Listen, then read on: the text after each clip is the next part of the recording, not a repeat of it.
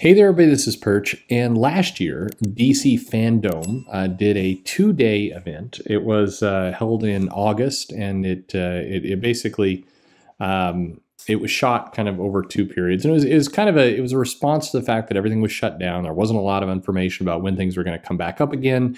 Conventions weren't running, and so the DC Fandome kind of, was an answer to that. Like a lot of things, we tried virtualized cons.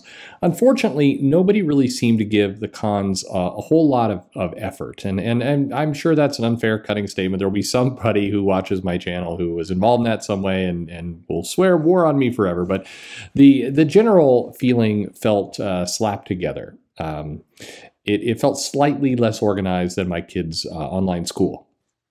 And for a major media company, I mean, you'd think it'd be better off than that. Now, DC Fandome was done a little bit better in the sense that they had a bunch of kind of digital activities around it, but they also it had a lot of starts and stops. It was confusing. It was going to be one day, and then it was going to be split over 2 days, and then they did this entire kind of virtualized map. They had the Hall of Heroes and the Explore the Multiverse and some video on demand services, and it was very difficult, I think, for people to really understand what was going on, and a lot of attendees, even though it did fairly well, they was like, well, where's the comic news? Where's the movie news? It wasn't translated quite right for attendees. That said, it was nice that something was done, and I do think it gave us a glimpse into the future and what some of these online kind of experiences can look like, even at a very kind of infant state. So we're getting it again. So we have the announcement that in October, specifically the 16th of October of 2021, the DC Fandome will return. It's one day again, and it is going to be an international event kind of feel. It's going to go the full day, and they're going to do similar looks at movies, games, shows, and comics, likely in that order, and that it is going to kind of lay out what DC's big, to premiere a couple things, show some of the show offerings. I'm sure this is where we're going to get many of our first glimpses of the new Titan season. If it isn't out already by then, I guess I should maybe it out. Who knows? At any rate, in theory, it's going to clarify some of their spot, and it from the press release and from the initial comments, it sounds very much like they're going to copy the D23, which is Disney's kind of event, and the Kevin Feige comes out and talks about the overall shared universe state. It sounds like we're going to get something similar here, at least where the movies and the shows are concerned. Where the comics are concerned, last year, Jim Lee came out and did some kind of damage control, I would say. At that point, there was a lot of online rumors around 5G and what it was going to be and was it going to happen. And he kind of came out to refute, but not quite, a lot of those rumors. But it was kind of minimal, I would say, for comics. They did some comic activity, but it was largely devoted to movies and shows. So this year, I think it's likely to be the same. I think the comics will be the least important part of DC Fandome. I'm not saying that cynically. I'm saying that based on 8 years of con experience, the effort seems to go toward the movies and the shows more than anything. The difference is, in this case, what really do we have to announce? There will be some things. I think we'll get kind of a hint if we're doing a third Wonder Woman film will come out of there. Probably some looks at the new Batman film. What other kind of thing? Shazam 2 maybe gets talked about there. Again, some of the TV show offerings. There's in theory a Doom Patrol Season 3.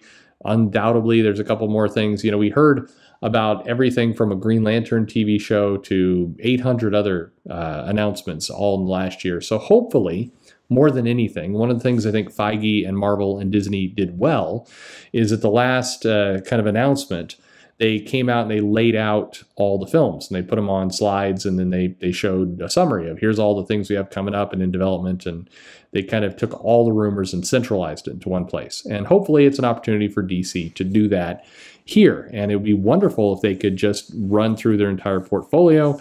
Don't get silly. This is always, nobody's listening to me, but don't do all this. We've got this special hall and this other crazy place over here, and here's a multiverse that really has nothing to do with the multiverse, and here's the Hall of Heroes, which makes, nobody knows how to translate that stuff. So do all your celebratory events, but do something like, hey, at 9 a.m.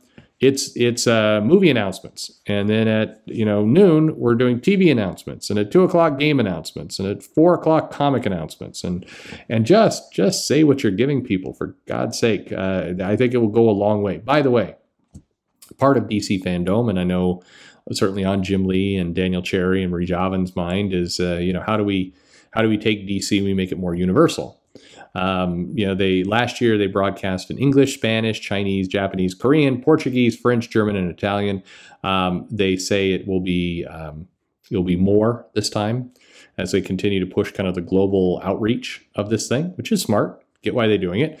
One clue, again, don't be crazy with the names. Just say like here's the comics, and then talk about the comic. Like the more fancy you get, the not only does it confuse the English speakers where you're putting this out, but it confuses your international audience who has no idea what you mean by Hall of Heroes or any of that kind of stuff. So keep it simple, stupid, I think is the expression. But at any rate, I think that it was successful-ish. It was probably, again, one of the more successful ones last year.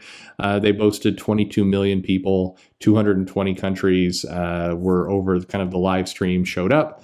It was trending on Twitter and YouTube, and it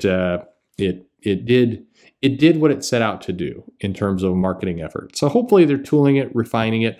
There have been a lot of statements saying, no, we're not walking away from physical cons. There will be some kind of joint physical plus digital experience when all is said and done. But, they're also living in a world where, who knows, in October, will there be cons? A lot of cons are getting announced, but, how ready are the states going to be to open things up and everything else? So I think DC, if they're being smart with all this, they're going to juggle this core centralized digital experience, and they can do pop-up physical experiences at the cons that are open, and they can kind of, route everyone centrally back to whatever digital exploration they've got. Like, this is where you want to make a website and a hub and a mobile app and all that kind of stuff, and you want to put all the information there. So October 16th becomes the unveiling of it all, and then the information is located there. And then you do physical presence at the different conferences to tie into that.